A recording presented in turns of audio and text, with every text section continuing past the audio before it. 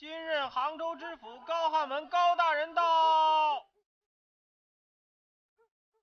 王命下，不四驾而行，紧赶慢赶，还是让各位大人久等了。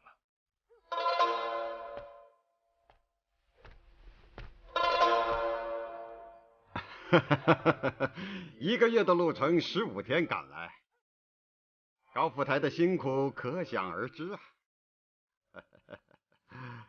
高福台，请坐。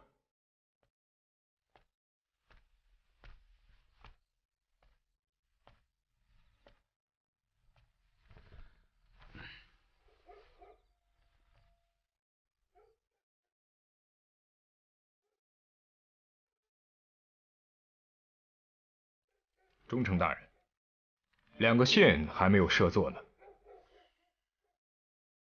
省里议事从来没有知县与会的先例，定下来的事情让他们干就是。你们下去吧。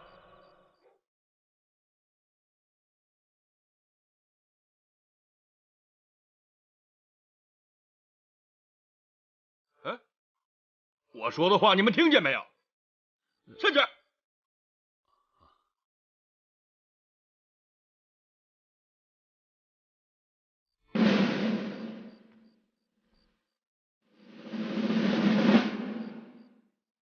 淳安全县被淹，建德半县被淹，几十万灾民还要改稻为桑，事情要他们去做，就应该让他们知道怎么样去做。属下以为应该让2个县参与议事。给2位知县设座。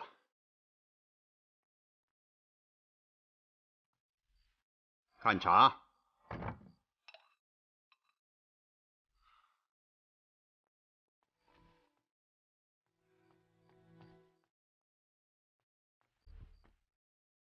大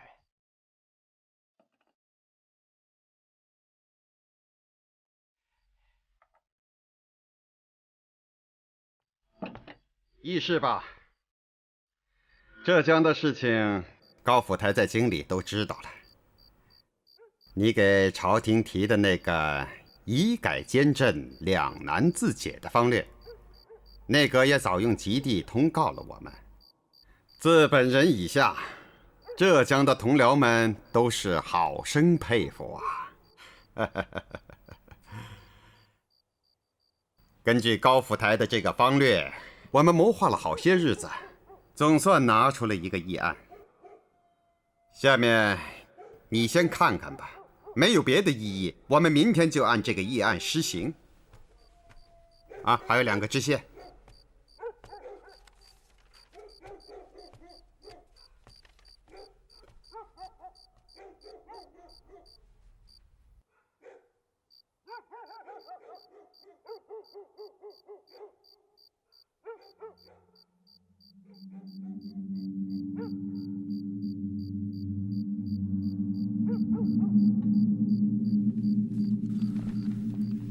各位大人，海知县，你先坐下。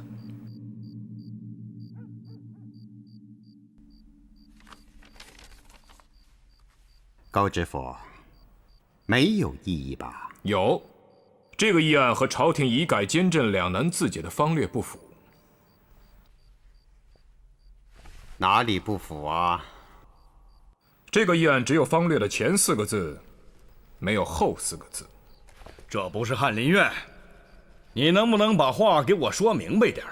好，那我就把话说明白些。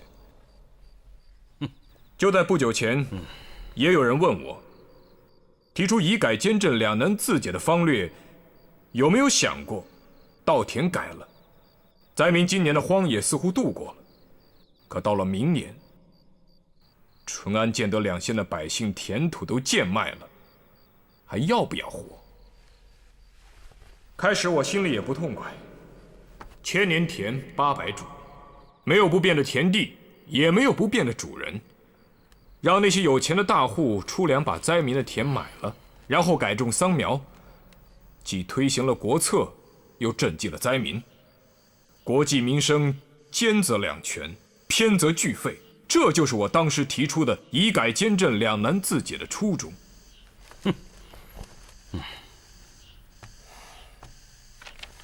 可看了这个议案，我有些明白了。如果照这个议案实行，明年淳安、建德两县的百姓将无以为生。因为这个议案通篇说的都是让那些丝绸大户赶快把田买了，赶快改种桑苗。至于那些买田的大户会不会趁灾压低田价，卖田的百姓田地卖了之后能不能过活，这里是一字无有。请问忠诚大人还有诸位大人，他若真出现了买田大户压低田价，10担1亩、8担1亩，百姓卖是不卖？官府管是不管？倘若不管，那鄙人在朝廷提出了两难自解，便只解了国计之难，反添了民生之难，且将酿出新的治乱之源，就不是两难自解了。因此，属下认为这个议案要请忠诚大人和诸位大人重新议定。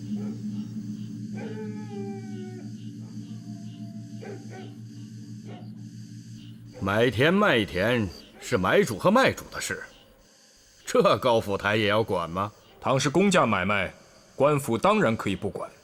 什么叫公价买卖？丰年50担稻谷1亩，欠年40担稻谷1亩。今年淳安和建德遭了灾，也应该不低于30担稻谷1亩。如果30担1亩，在淳安和建德便买不了50万亩改稻为桑的田。今年30万匹丝绸，还要不要增了？我不明白，30万匹丝绸的桑田为什么一定要压在2个受灾的县份去改？还有那么多没有受灾的县，完全可以买田去改啊！哼，那些县份要50担1亩，谁会去买？改成桑田，1亩田产丝的收益本就比稻田产粮要高，50担稻谷1亩，怎么就不肯买？你可以这样定，但现在官仓的赈灾粮已发不了5天了。5天以后，如果那些买主不来买田，饿死了人，是你定罪还是谁定罪？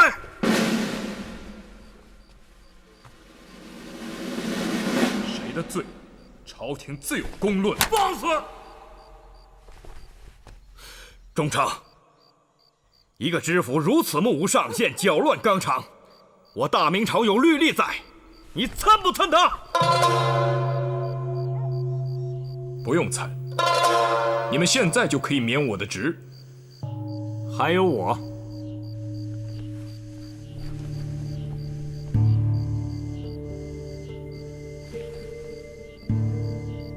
忠诚，照此议案，卑职也难以实行，望忠诚一并连卑职也免了吧。既是议案，当然可以再议。高府台还有2位知县，事情要靠他们去做，他们自然要能够做得下去。可你们是新来乍到，浙江的许多情形尚不知情，比方说，要改多少亩田，才能完成织造局今年卖往西洋的50万匹丝绸？现在漕运的粮食上又能运来多少粮？那些丝绸大户又能拿出多少钱来买粮？这些都是难题。这样吧，高府台和2个知县明天都了解一下详情，后天上午我们再议。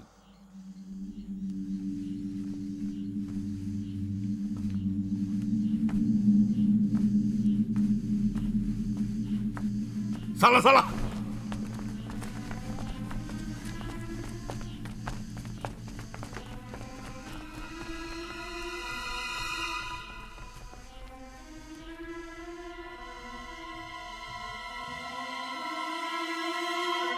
告诉你们老板，弄得不好，就准备30担稻谷，买1亩田吧。回纥大人，小人们可以去找，可这么晚了，我们老爷也没说去哪儿。万一一时片刻找不到，大人们又在这里等着。我们就在这里等。是。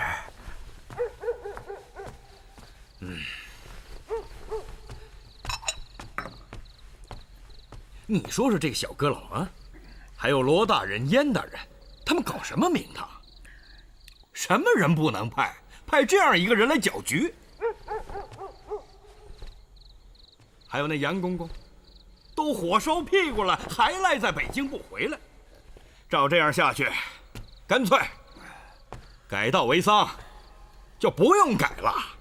每年要增的30万匹丝绸，自己织就好了。这个话说到这里就打纸。什么不改了？什么叫他们去织？真有胆，你现在就给小阁僚写信，把这些话都写上，或者等杨公公回来，你当面跟他说。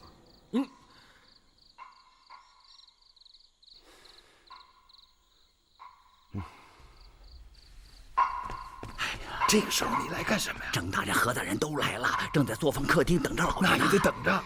哎呀，他们发好大的火，好像是买田的事出了差错，急等着老爷商量呢。好吧，你先糊弄着他，我想办法插空让老爷知道。那你可得快着点，快去吧。茂才呀，整个浙江，除了我，也就是你了。遇到事情就这么沉不住气呀？啊？我这个巡抚，你这个聂台，在浙江还是个官，可事情闹砸了，捅到朝廷，你我和马宁远没有什么两样。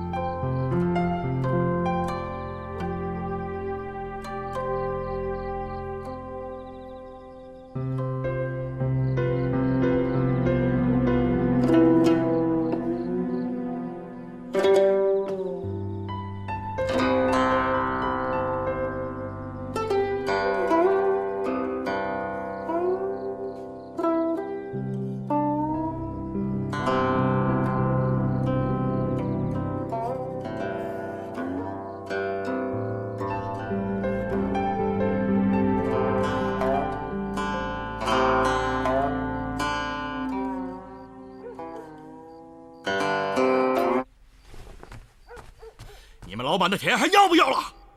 人都死绝了。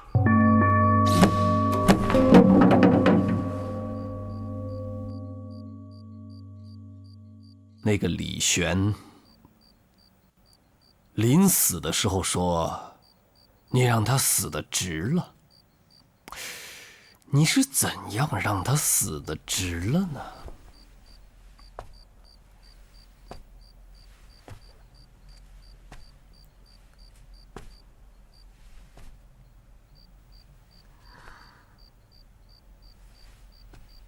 能让一个太监如此销魂，也不枉我花20万两银子买了你。哪里去？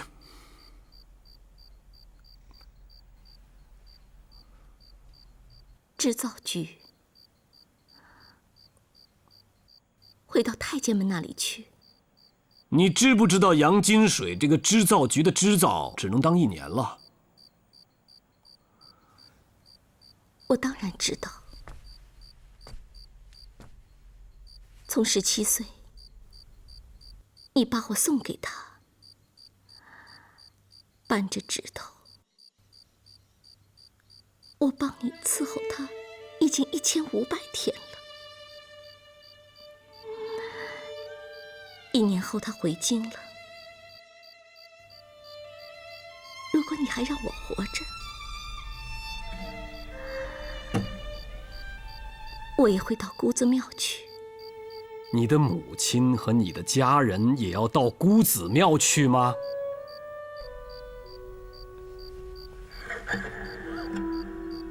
忘了这根弦。从这一刻起，我不会再碰你一下。你得将那天晚上如何伺候李玄做一遍给我看。你真要看吗？你做你的，看不看是我的事。我做不了。太贱了，是吗？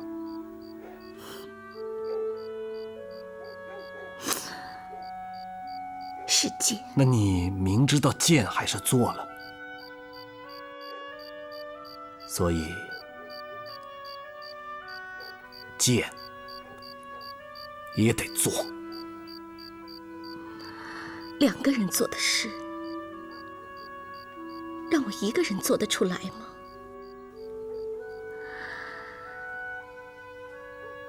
如果你真想知道怎么贱，你就学一回李轩。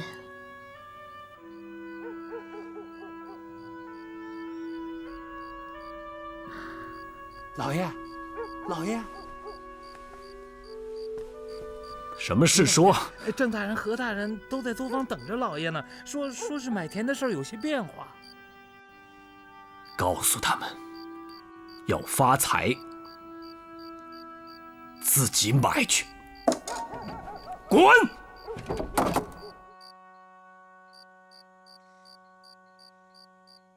你刚才说什么？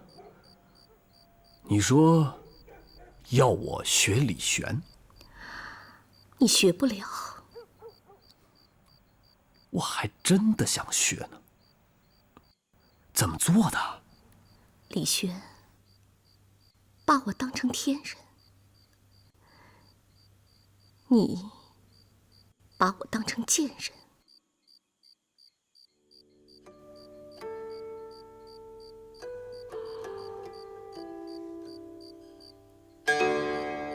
来，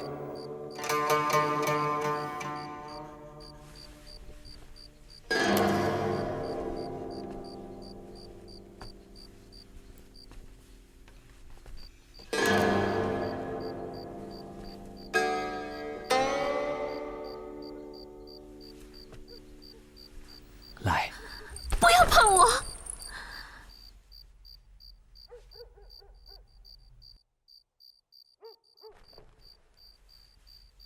你刚才说过的，从今天起，不会再碰我一下。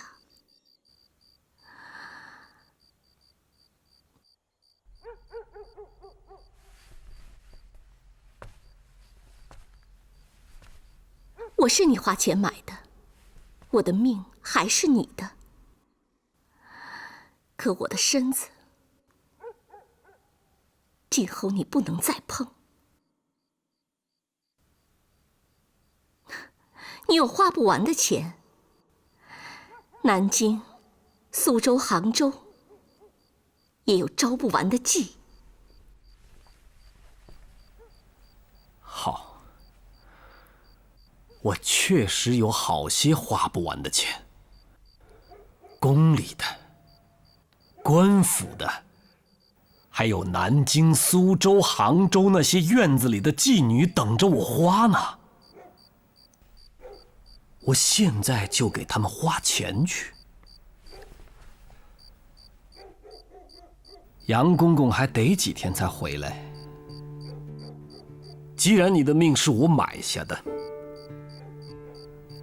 这几天你就给我待在这儿。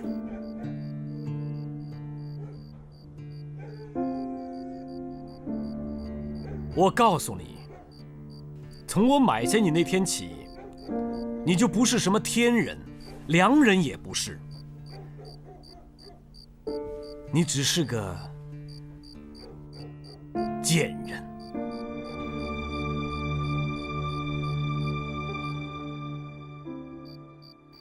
哎呀，罪过罪过，让二位大人久等了。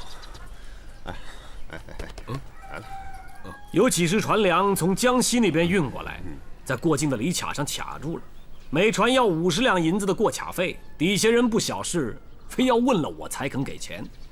没拿这张赈灾的公文给他们看吗？革了省，公文可不如钱好用。给江西巡抚衙门去个函。都养的什么鸟才？算了，多不过1万两银子的事，犯不着伤了2省的和气。啊，那就说大事吧。我们那个议案被新来的知府给顶住了。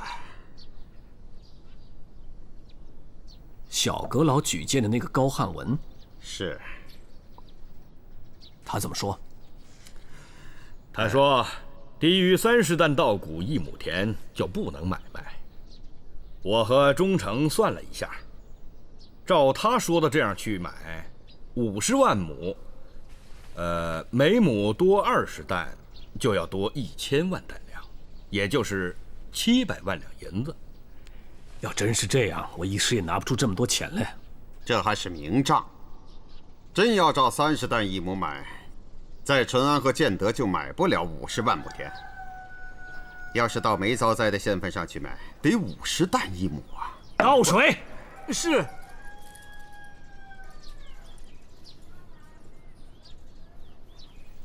郑大人，你接着说。把这个算上，不增加1000万两以上的银子，今年50万亩改稻为桑田就会泡汤了。怎么回事？也不盯着点儿，赶紧把茶换了。是。那个高汉文为什么要这样呢？哼，还不是既想当婊子，又想立牌坊。打一张10万两的银票，我看什么事都没了。那好，我立刻给他开银票。议事就议事，不要置气。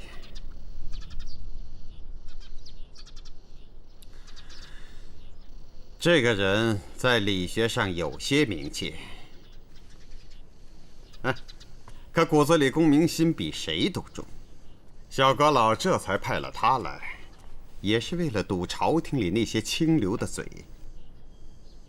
像他这样的人，明里给他钱，不会要。以2位大人的威权压他不住。一个知府有什么压不住的？他是小阁老举荐的，医改监制的方略也是他提出的。他要不认我们的账，捅到京里啊，不要说别人，就连小阁老也不一定都会听我们的。那就让他认我们的账，或者干脆让他闭上嘴。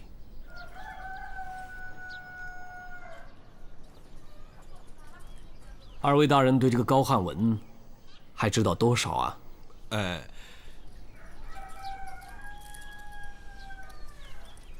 罗龙文罗大人给我写过信了，说此人诗和词都写得不错，出身苏南世家，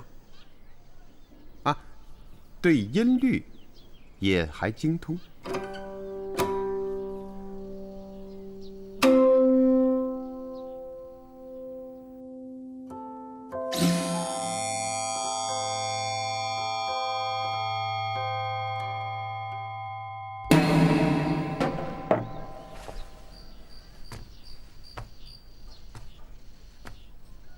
那个议案能不能晚一天再议？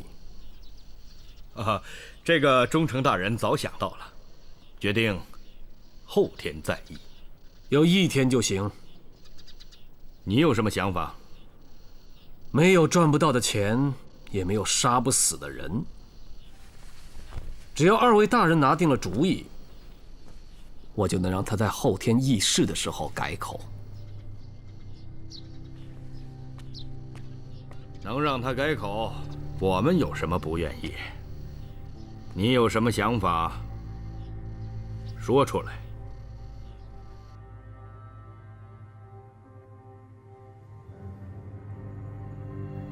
如果要用这一类的法子，我看用在这个人身上不合适吧。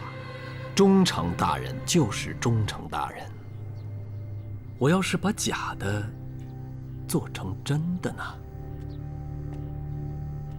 他是小阁老举荐的人，我和忠诚大人干这样的事，恐怕小阁老那里无法交代呀。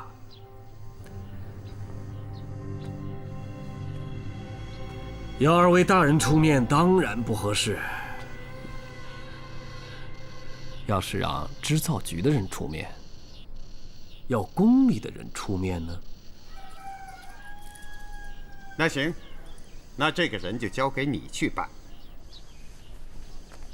但忠诚大人总得发句话，要他来见我吧？以什么名义叫他来见你呢？明天就以了解织造局丝绸行情的名义叫他来见我，其余的交给我来办。这个我可以去叫他。对，还有那2个新任的知县，都不是善茬。收拾完高汉文，我来收拾这2个。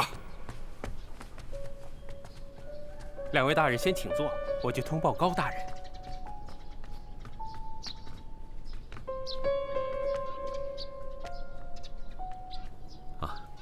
高木兄啊，请坐吧。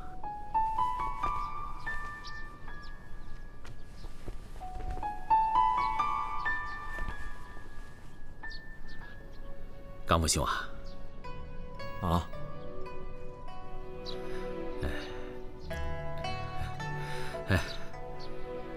也织1-2套绸衣吧。为什么？否则我们俩这样出去啊，你倒像个长随。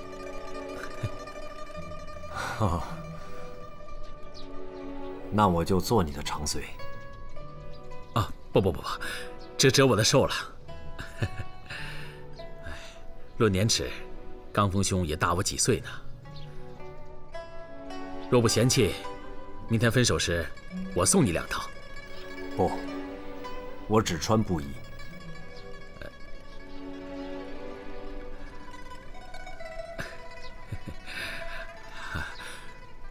我唐突了。哎，我没别的意思。海南天热，没有人穿绸，穷乡僻壤，习惯而已。至于说到长随，也没有什么年齿之分。你比方说高福台，只要他是一心为了朝廷，为了百姓，我们都可以做他的长随，也未尝不可。刚福兄，我也是这个意思啊。哎，那为什么要扯到衣服上去？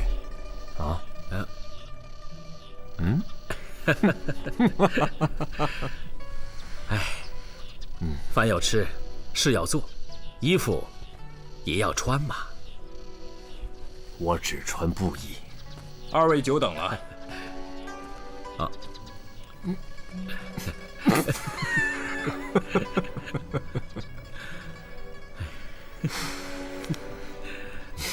走吧，请。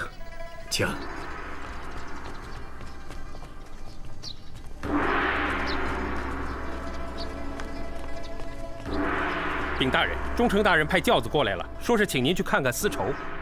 那边都准备好了，单等大人您过去。请你回忠诚大人，上午我要和2个县的老爷去看粮食的行情，丝绸什么时候看都不着急。这话小人可不好回，因忠诚已经通知了织造局，织造局那边的人在等大人呢。既然是织造局的事，我得去。2位就请先去粮食吧。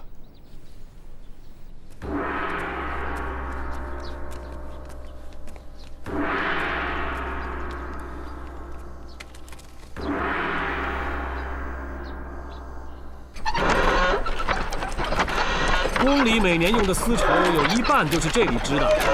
嘉靖32年前没有海禁，运往西洋的丝绸也有1半是出自这里。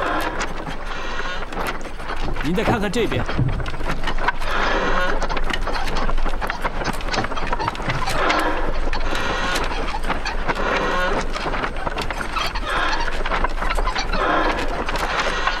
高大人，这里太吵了。我看还是先带您去看看绸样。高大人，请。这是什么地方？在这里看绸样？以往西洋的客人看绸样，都是到这里来看。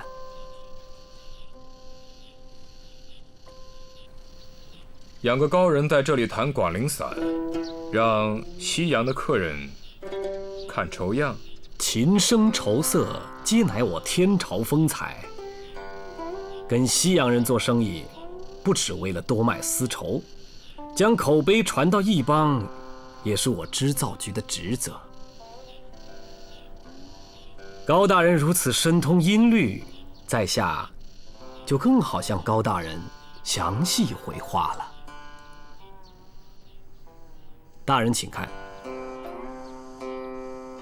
这种丝绸在西洋卖得特别好，名字很俗，叫四季花开，可是他们偏喜欢。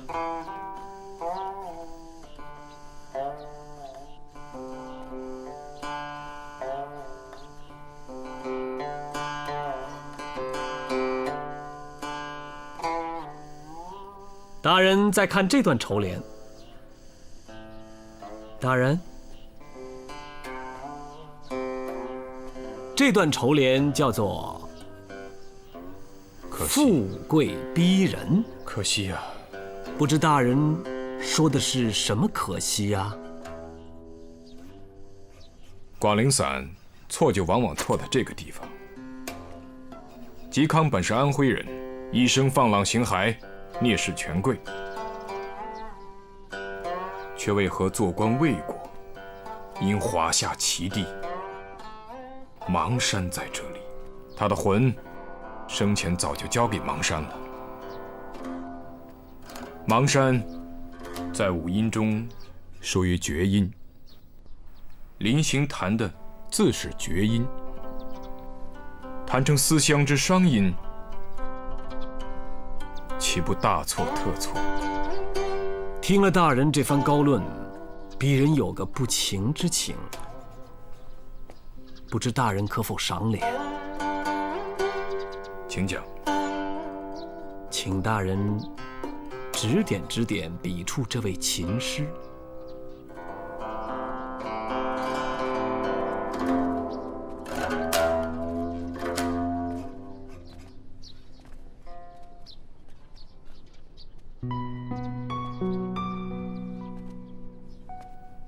你有福，遇到高人指点，好好请教吧。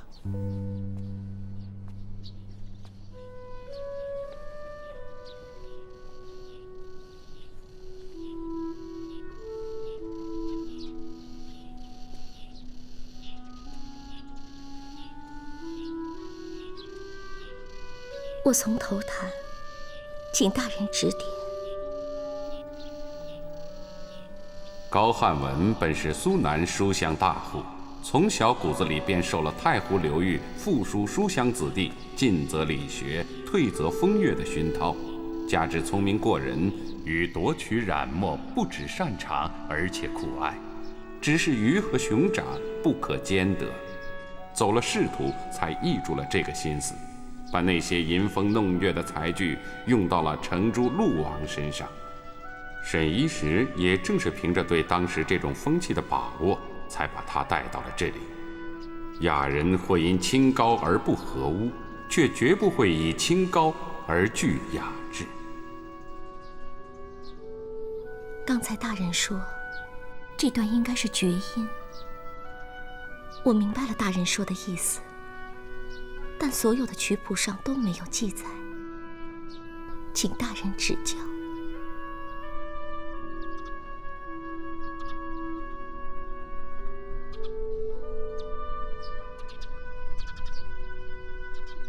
沈先生，沈先生，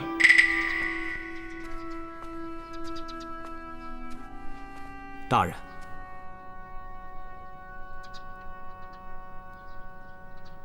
当年嵇康临行前弹广陵散，3000太学生围听，竟无一人领会，以致嵇康有那句“广陵散从此绝矣”的千古之叹。前几年也曾听一些琴友谈起，广陵散只能一个人弹，一个人听，多一人便多一分杂音。后来我们试过，果然如此。今天真人到了，指点了直下这位琴女后，在下还有好多话要向大人请教，不知在下有没有这份福气啊？我能冒昧问一句吗？大人请说。你在织造局当什么差事？平时和织师们琢磨一些新的花纹图案，主要还是和外部商人谈谈生意。可惜啊，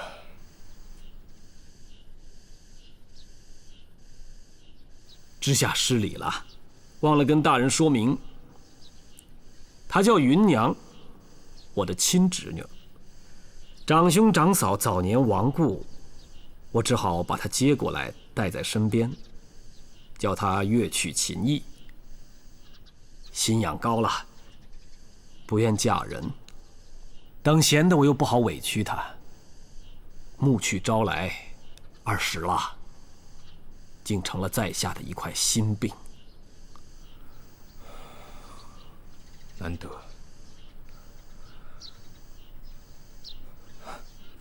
也有恶嫖，其实雅谈之事。我们还是谈谈织造局丝绸的事吧。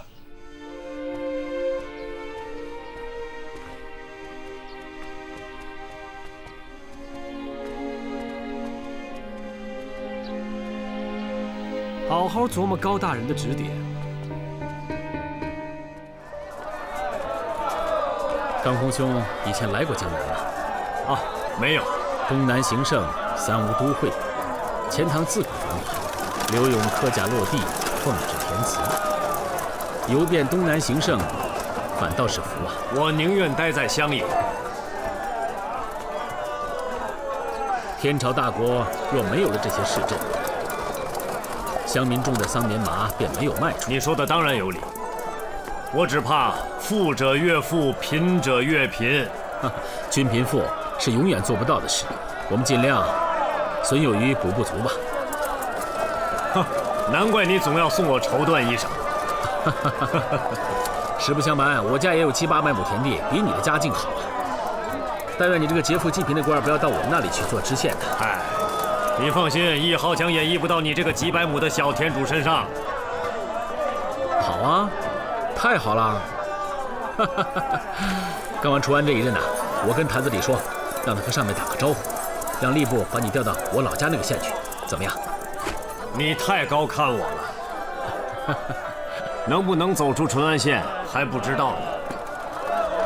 哎，粮船什么时候开市？一般都是辰时末巳时初。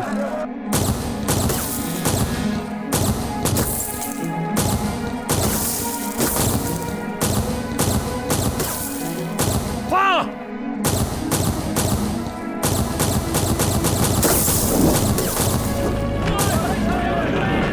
快点儿，救粮食！快点儿！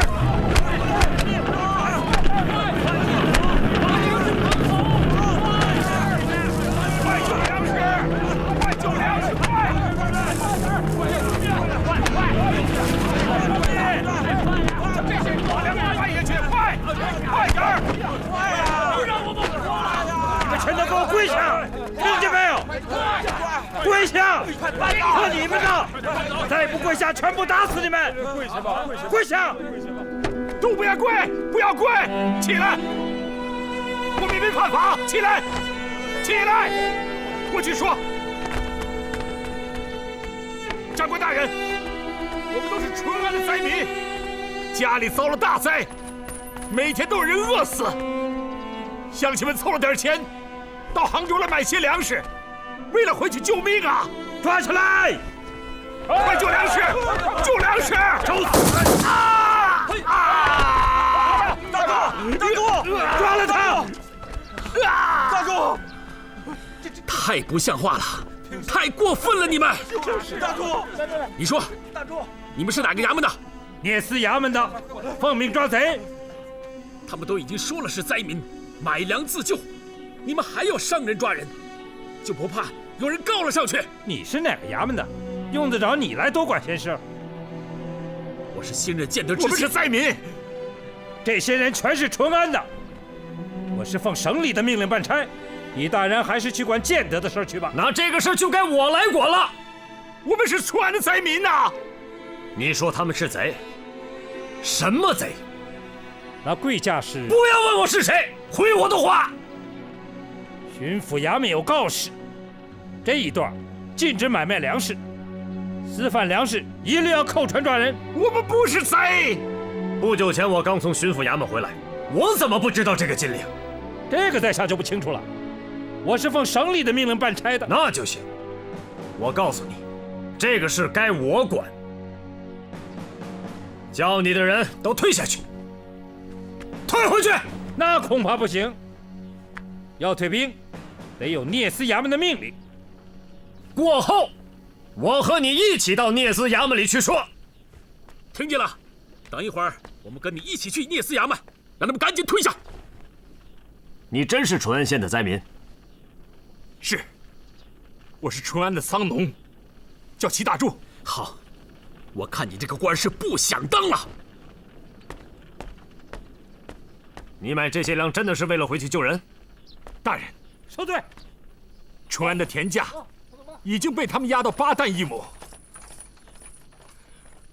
我们买这些粮食，是为了给明年留条活路啊！民不与官争，你把乡亲和船都带回去，这里的事我来管。把他扶上船去。好，快！大人，我想问一句，您是谁？我叫海瑞，是你们淳安的新任知县。来，起来，此处不是见礼的地方，起来。过几天我就回到淳安，你们现在立刻回去。谢大人。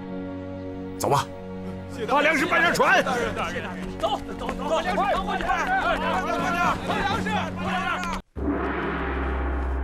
不是说只有巡抚衙门能免你们的职吗？那好，你们就在门房待着，等着免职吧。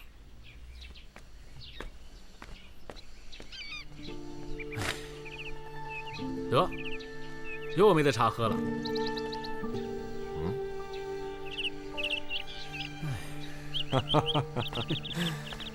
能跟润莲兄在一起，便是我的福。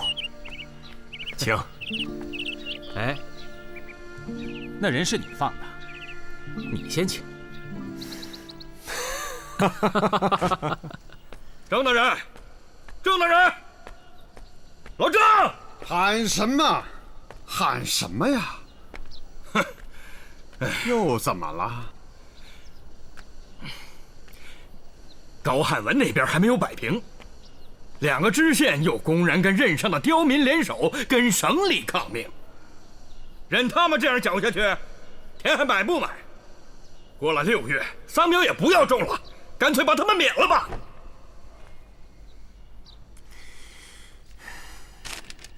你说怎么免他们的职？你是巡抚，给朝廷上奏书，叫他们停职待参。我回去马上挂牌，先让2个县的县城署理知县。免吧。海瑞、王用吉一起免。啊，要能够连高汉文也免了。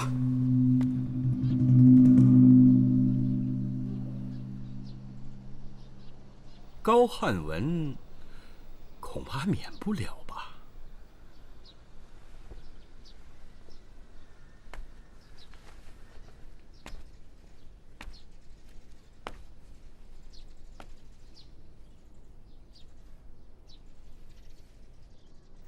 是不是老沈那边传消息，高汉文不上套啊？老沈那边没消息，经理倒是有信来了。现在田还能不能买？改稻为桑还能不能施行？我也不知道了。信在哪里？怎么说的？有内阁的，也有宫里的，都是刚到的。啊，你先看看罗龙文罗大人是怎么说的吧。查。淳安和建德两个知县，也都是誉王给吏部举荐的。啊，杨公公的那封信你也看看吧。大人。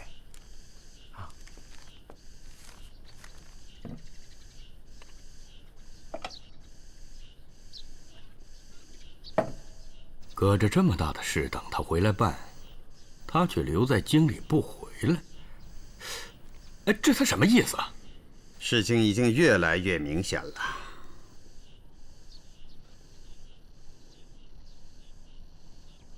一个新任的知府是小阁老举荐的，一到任就跟我们对着干。两个知县是誉王推举的，也跟我们对着干。偏偏这个时候，杨公公也躲着不回来，这说明什么？这说明朝廷已经乱了，他们在上面拿着刀斗，却都砍向浙江。老何啊，你现在要是有办法把我这个巡抚免了，我让给你做。中丞，是你过虑了。朝廷落下那么大亏空，这才想着在浙江改道为桑。改不了，朝廷也过不了这关；改了，我们便没有错。胡宗宪不就是因为反对这个国策，才丢掉了这个巡抚的吗？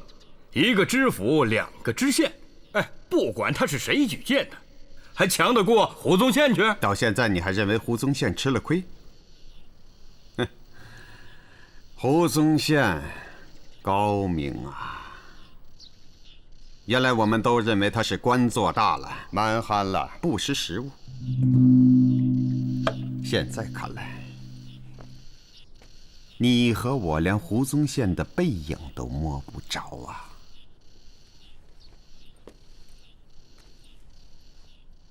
你说的这些话，我有些糊涂。我也糊涂。可回头一想才明白，胡宗宪早看出朝廷在浙江改道为桑誓不死棋，这才用了苦肉计，不惜得罪阁老小阁老，为了就是金蝉脱壳。现在好了，朝廷上了他的当，把他的浙江巡抚免了。我接了这个巡抚，你升迁了布政使，反倒都傻傻的像捧了个宝贝。呵呵，现在就是想回头，也回不了了。老张，你能不能把话说明白些？还要怎么明白呀？朝廷落了亏空，担子都在阁老和小阁老身上。补了亏空，阁老和小阁老还就能接着干几年；补不了亏空，皇上一脚就踹了他们。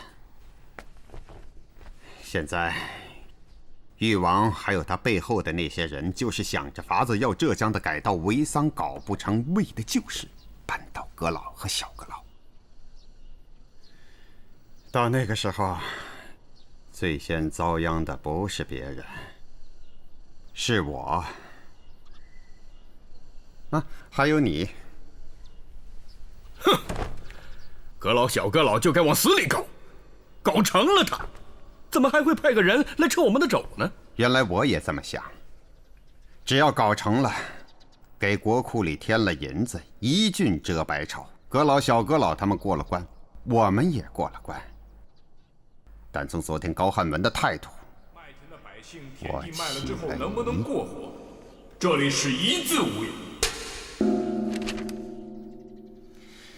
什么人不好派呀？派这么一个人来。今天我算想明白了，那都是因为背后有誉王那些人的压力。后来被胡宗宪一搅和，打小阁老那里就乱了阵脚，又要我们干剜肉补疮的事，还得派个郎中在边上看着，又要补亏空，面子上还得光堂。说穿了，就是要我们多出血。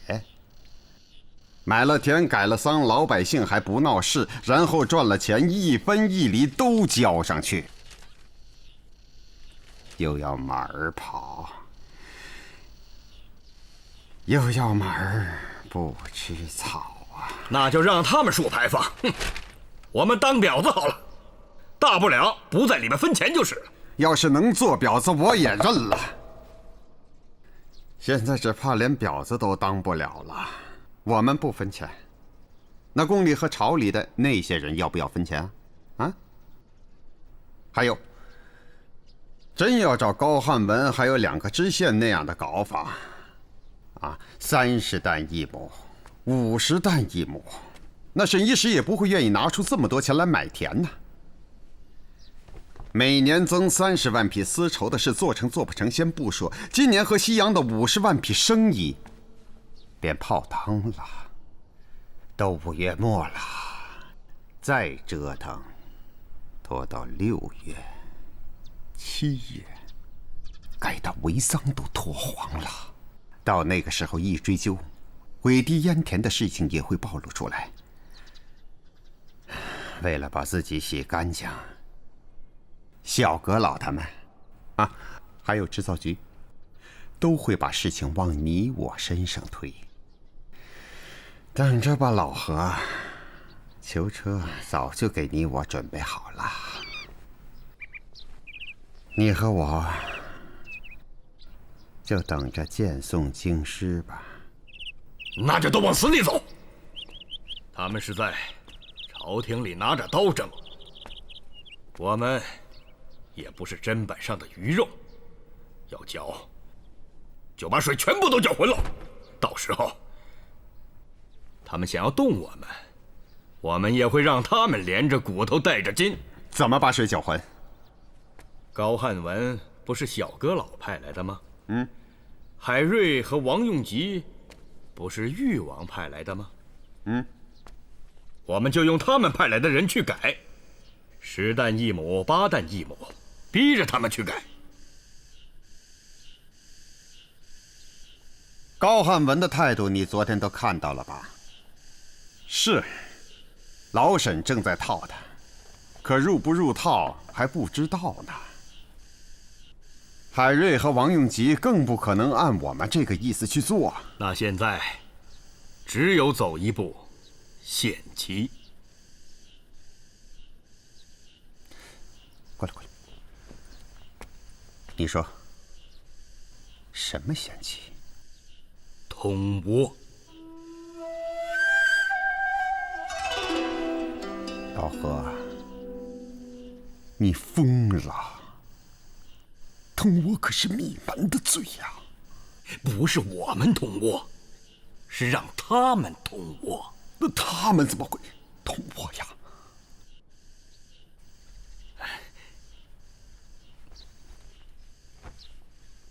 你还记不记得上次马宁远抓的那个人？那个淳安桑民的头？对，那一次踏苗的时候闹事，马宁远就是以通倭的罪名抓的他。后来胡宗宪把他给放了。听手下人说，今天在码头上被海瑞放走的又是这个人，就是他带着淳安的刁民四处买粮，煽动百姓不肯卖田。这几天那伙人一定还会四处买粮，想个法子让他们到倭寇那儿去买，连他们带倭寇一起抓住，做成个死局，到时候让海瑞去办。这些账册，连浙江巡抚也不能看。那我就不看了。我也没有叫大人看，只是有些事想让大人知道，是为了大人，也是为了鄙人自己，一点思念而已啊。这样吧，大人也不要看，我念，只捡这2年当中最紧要的几处念。我呢，只当念给我自己听；大人呢，只当没听见。嘉靖39年5月12日，新丝上市。6月，南京、苏州、杭州织造坊所织上等丝绸10万匹，借送内廷真公局。嘉靖39年7月9日，上等丝绸5万匹，中等丝绸10万匹和松江上等印花棉布10万匹，借送工部，以备皇上赏赐藩王官员和外藩使臣。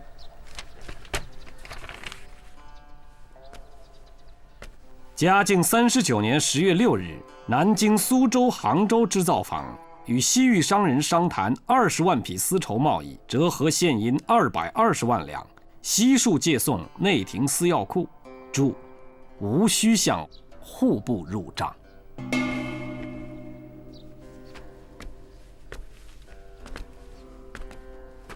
沈先生，嘉靖40年2月，接司礼监转上谕。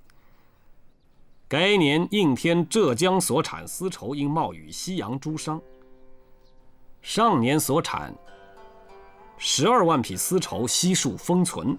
3月，又接司礼监转上谕，将上年封存之12万匹丝绸特借10万匹火速押运北京，赏裕王妃李侯家。南京、苏州、杭州3个织造坊，应天、浙江2省那么多作坊，每年所产的丝绸，加上松江等地的棉布，如果有一半用在国库，也能充我大明全年1/4的开销。可是丝棉每年产，每年还缺。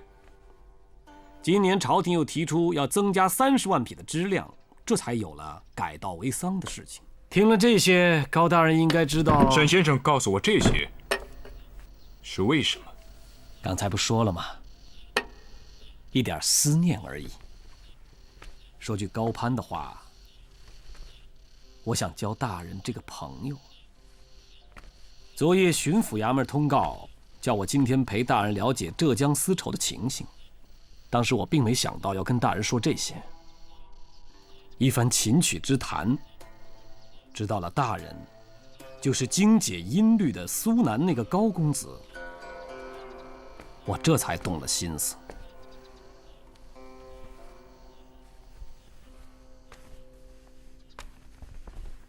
记得当年苏东坡因乌台诗案下了狱，仁宗要杀他，宣仁皇太后一句话，灭高人不祥，就这一点念头，救了苏东坡的命，才为我们这些后人留下多少千古名篇。大人，不是恭维你，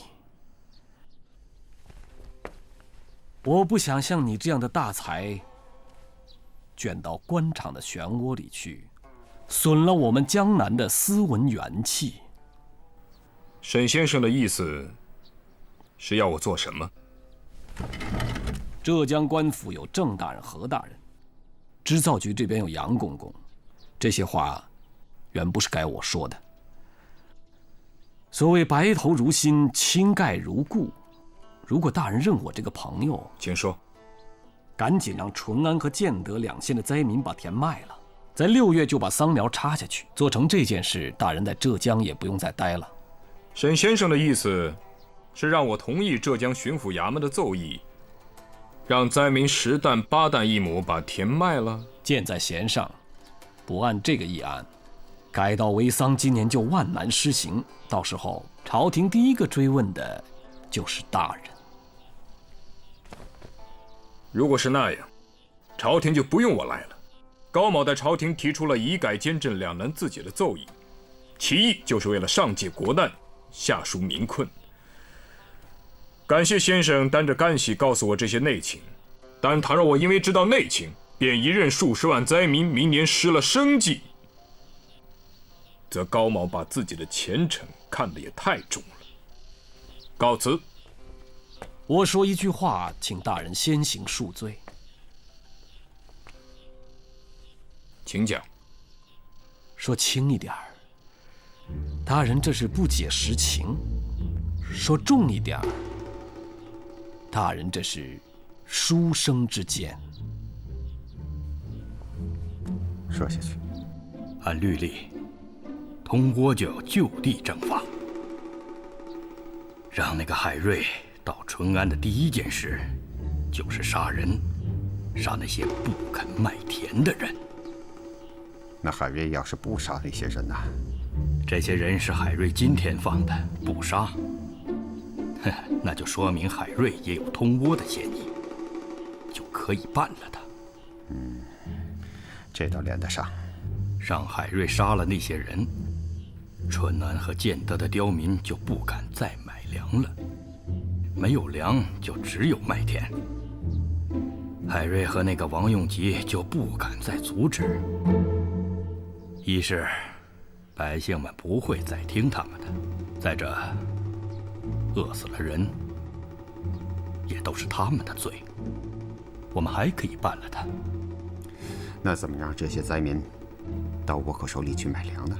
这件事我去办，你赶紧去催老沈。明天上午议事，只要高汉文同意了，他改了口，我们的议案得到通过，剩下的2个知县，还有那些刁民们，就都按这个法子办。关口是要老沈今天晚上无论如何把高汉文给套住。通倭的事一定要做得干净，千万不要落下什么把柄。干了10几年的刑名了，这个你就不用担心。都是他们逼的。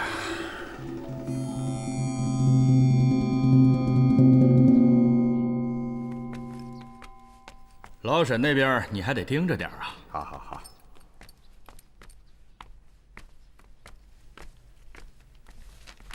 来人。忠诚大人。那个什么，海瑞、王应吉现在在哪里？还在门房等着呢。叫他们进来吧。是。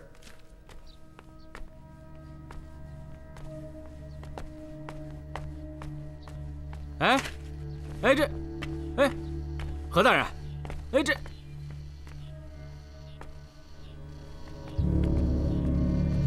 ，2位大人，忠诚有请。大人只知道百姓卖了田，明年就没了生计，为什么不想想，丝绸大户买了那么多桑田，一年要产那么多丝，靠谁去种？靠谁去织？就像现在许多无田的百姓，都是要靠租大户的田种，哪里就饿死人了？同样，把稻田改成了桑田，也要人种，还要人采，更要人去养蚕缫丝，到最后还得要许多人去织成丝绸。大人想一想，今年的灾民把自耕的稻田卖了，明年无非是受雇于大户田主，去种桑养蚕。人不死，粮不断，我大明朝不会眼睁睁地看着子民因没了自己的田而一个个都饿死。有人吗？有人吗？请问2位找谁呀？高福台来过吗？没有。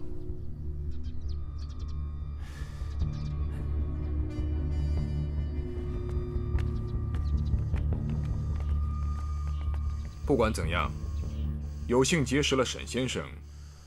他日如果没有公事牵缠，我倒真愿意与先生推谈情理。至于先生刚才所讲的那些宫里的事，我会好好去想，不会告诉任何人。照大人这样说，从明天开始，我们就不能再来往了。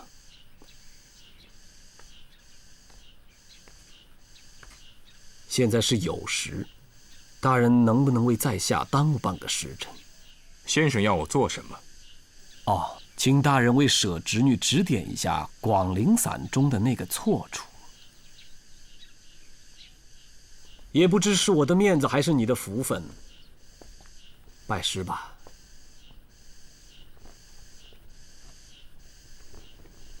不敢当，快请起。只有半个时辰，请大人先弹奏一遍，然后给你指点错处。你要用心体会。经高大人指点以后，我的这点琴艺便救不了你了。知道了。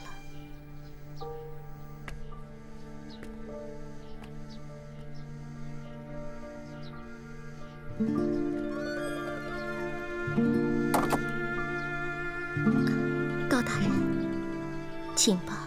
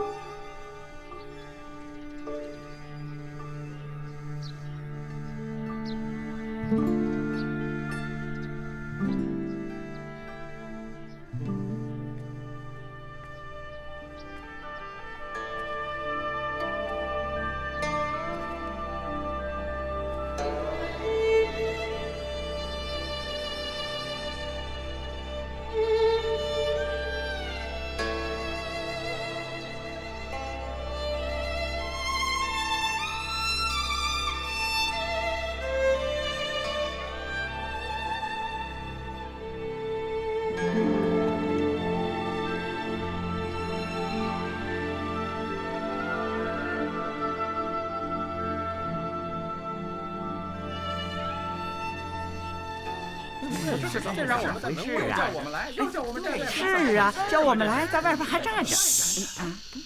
我的公公就忍一会儿吧。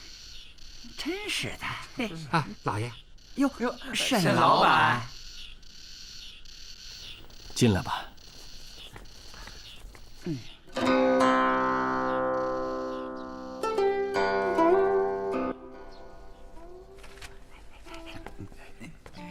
四位辛苦了。来，拿着。沈老板，那咱们现在就……哦，不急，再等等吧。好，看看我的这么多呀！装起来。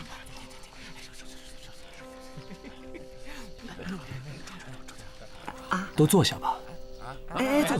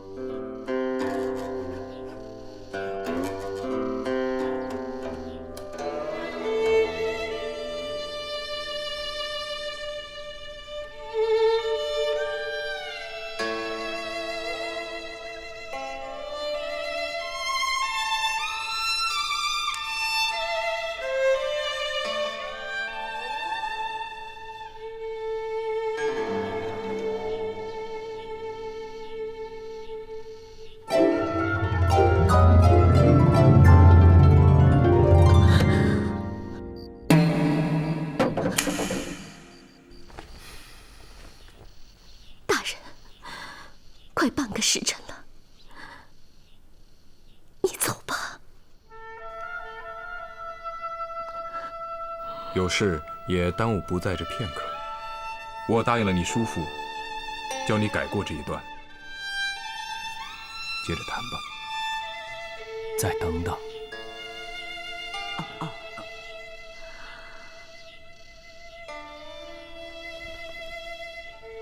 大人，人活100年，终是一死。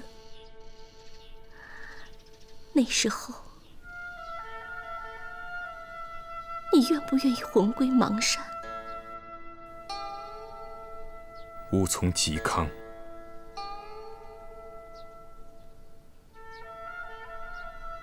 我也从嵇康。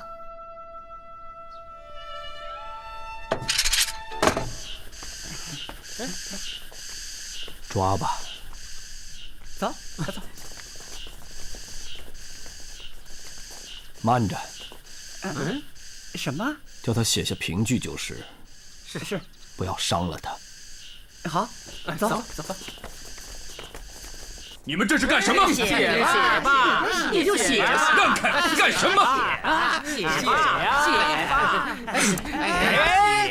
别走啊！什么杨公公？什么对食？杨公公就是织造局的监正，我是伺候他的人。宫里把我们这样的人叫对食。那个沈先生也不是你的什么叔父吧？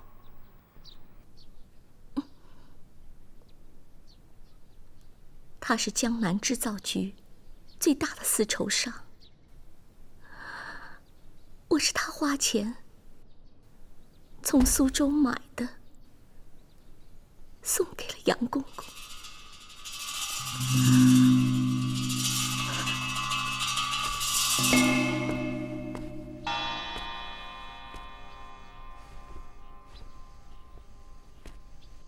回去告诉你背后的主子，我高某人不会写任何东西。还有，以后不要再谈广陵散。济公再听之令，会雷击了你们。别走！闪开！别走啊！你走了，我们怎么办呢？你是问我吗？是。不问你，问谁啊？是啊。那你出个主意。现在拿出刀来，在这里把我杀了。他还讹我们，我们好怕呀！这是知府吗？是啊。别走啊！别走！好了。高汉文，我跟你说啊。杀不杀你可不是我们几个人的事，就是。可是杀我们那是杨公公的事。对呀。我们可是杨公公吩咐下来伺候芸娘的。现在他跑出来偷汉子。偷汉子！这要是杨公公回来知道了，我们4个也是个死。我说高大人。您的命贵，对，您的命贵。我们几个做奴婢的是贱命一条，对，贱命一条不值钱。这样吧，您要是走可以，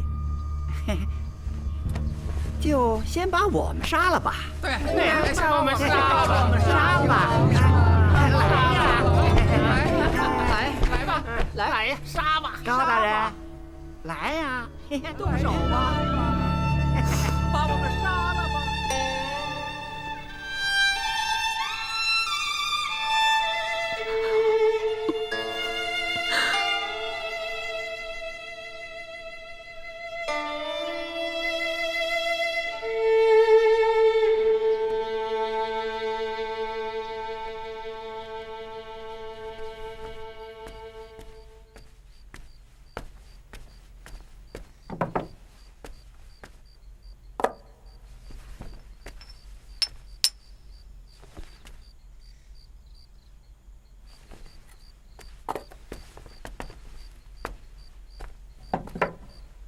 大人，法老再去问一下，高大人下午去了哪里？上午去了织造局作坊，中午过后从织造局作坊出来，便将随去的人都先叫回来了。织造局说用马车送我家老爷先回来，所以去了哪儿我也就不知道了。要不2位大人先回馆驿歇歇，等我家老爷回来，我马上向他禀告。我们就在这里等。那小人去给2位大人弄些吃的。有劳了。稍后。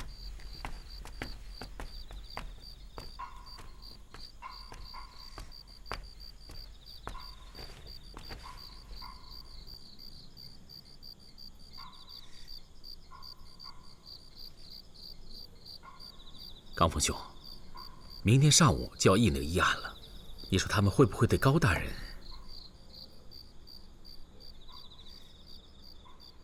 再等等，过了数十不回，我们就去巡抚衙门。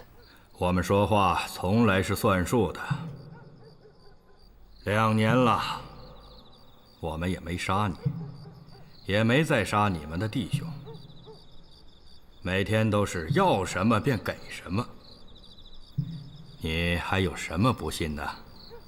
那是你们不敢不这样。别忘了，你们的前任就是杀了我们的人，全家都被我们杀了。话不像你说的那样。你们既然那么厉害，为什么不去杀胡宗宪全家，也不去杀戚继光全家？总有一天，胡宗宪、戚继光都得死。放肆！慢。话我都跟你说了，井上十四郎先生，你们东瀛人不是都讲义气吗？以你一个人换你10几个弟兄，还能得到那么多私仇，愿不愿意？本官现在就等你一句话了。给我弄一条河豚来。什么？他说什么？回大人，他说让我们给他弄一条河豚。给他弄去。哎，大人，这么晚了，上哪儿弄河豚去？去河道衙门。是。告诉他们，死也得给我立刻弄一条河豚来。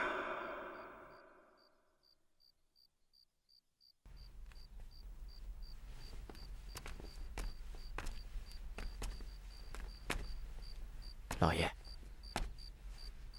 你下去吧。是。二位这么晚了，还在这里等我？明天便要再议那个议案了，我们再等大人示下。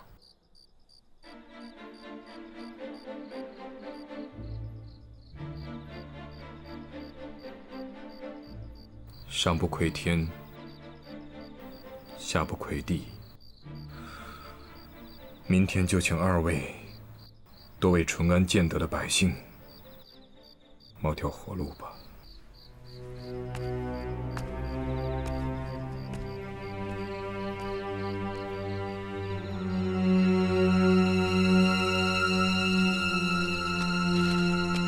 大人，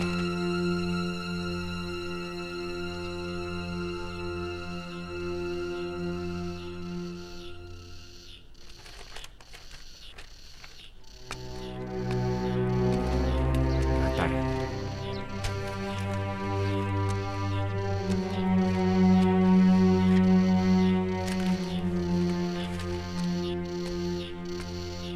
大人。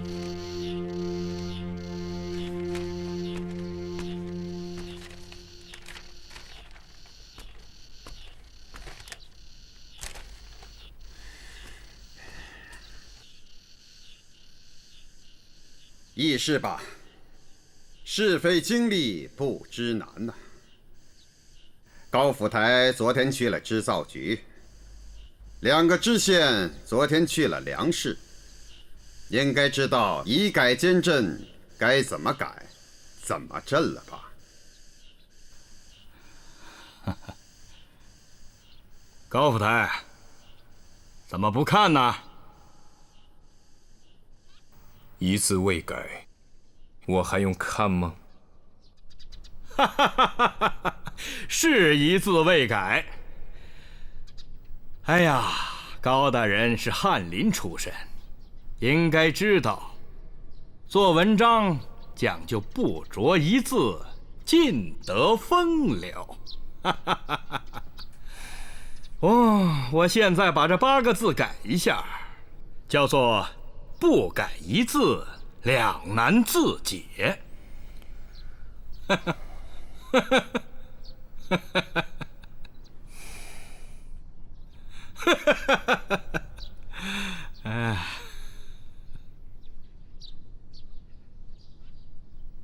见，昨天和高府台就朝廷改道为丧的国策，还有如何在淳安建德以改监镇的事宜，做了深谈。官仓里赈灾的粮也就够发放3天了，灾情似火，桑苗也必须在6月赶种下去。倘若我们再议而不决，便上负朝廷，下误百姓。现在高府台明白了实情，同意了我们这个议案。既然没有了异议，大家就都在议案上签字吧。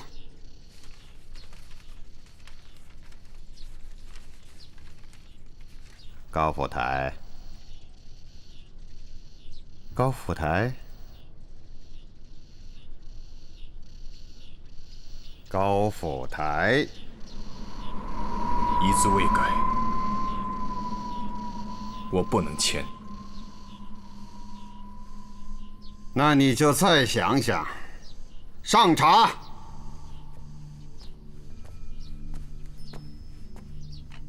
大人，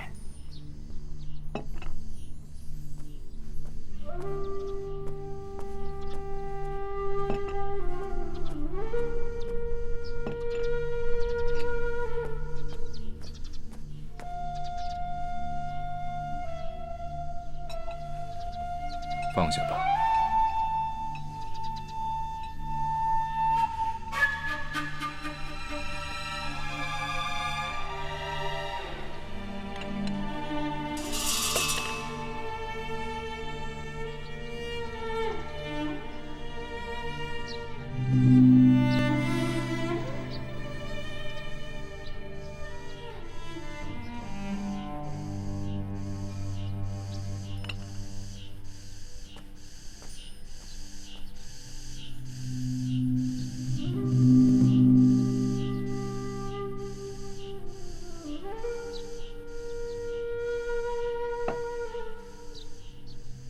府台大人，